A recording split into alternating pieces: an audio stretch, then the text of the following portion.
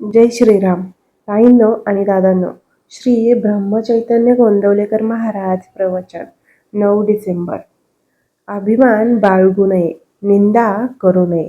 बघूया ह्याबद्दल श्री ब्रह्मचैतन्य गोंदवलेकर महाराज काय म्हणतात ते. खरे पाहिले असता देहबुद्धीचा जोर व्हायला कारण म्हणजे आमचा अभिमान होय. अभिमानाने सद्गुण जाऊ लागले तर काय उपयोग. ज्ञानी आणि अज्ञानी यांच्यात मुख्य फरक म्हणजे ज्ञानी अभिमान टाकतात तर अज्ञानी लोक तो वाढवतात. अभिमानासारखा मोठा शत्रू नाही. अंतरंगातल्या या शत्रूचा आपण शोध घ्यावा आणि त्याचा योग्य बंदोबस्त करावा. नुसत्या सत्कर्माने अभिमान जात नसतो. सापाला दूध घातले तरी त्याचे विषच होते.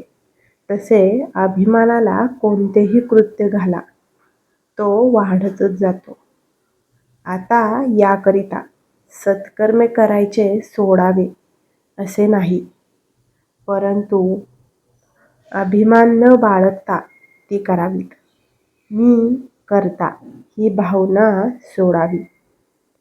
अभिमान हा बारशाला आपल्याबरोबर येतो आणि 12व्यापर्यंत आपल्या जवळच राहण्याचा तो प्रयत्न करतो.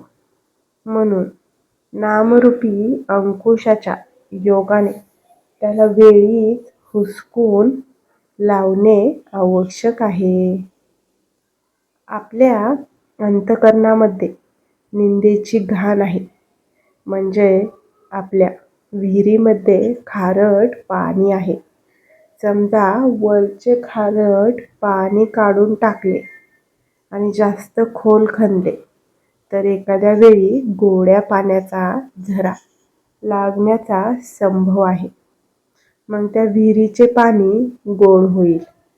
तसे आपण जर अभिमान टाकला, निंदा बंद केली आणि अंतर्मुख होऊन भगवंताला शोधला तर त्यांचा प्रेमाचा झरा लागून आपले अंतःकरण त्या प्रेमाने भरून जाईल. आपल्याकडे अशी मन आहे की जे आडात आहे तेच पोहऱ्यात येते. विहिरीमध्ये जर खारट पाणी असेल तर तेच पोहऱ्यामध्ये येणार. हे जसे खरे, त्याचप्रमाणे आपल्या मनात जे असते तेच बोलण्याच्या रूपाने बाहेर पडते.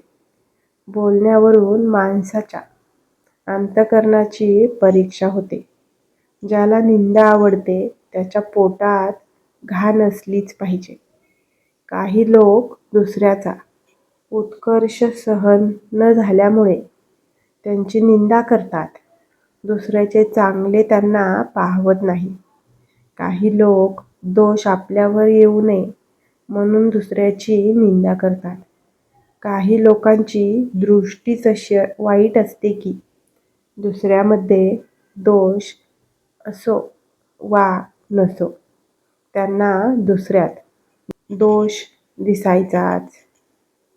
भगवंताच्या मार्गाने जाणाऱ्याने दुसऱ्याच्या ठिकाणी दिसणाऱ्या दोषाचे बीज आपल्यामध्ये आहे हे ध्यानात ठेवून वागावे.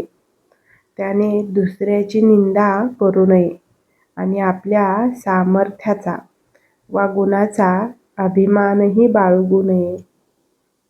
लोकांनी जे करू नये असे आपल्याला वाटते ते आपण स्वतः करू नये. प्रपंचाचा सहवास वरवरचा असावा, त्याचा वास आत नसावा. आत वास भगवंताचाच असावा.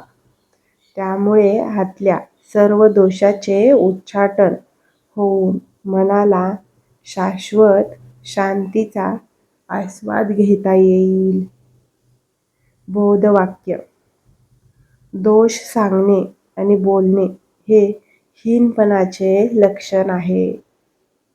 प्रवचनाच्या शेवटी आपण सद्गुरू ब्रह्मचैतन्य गोंदवलेकर महाराज यांच्या नामाचे नामस्मरण करूया. श्रीराम जय राम जय जय राम. श्रीराम जय राम जय जय राम. श्रीराम जय राम जय जय राम. श्रीराम जय राम जय जय राम. श्रीराम जय राम जय जय राम.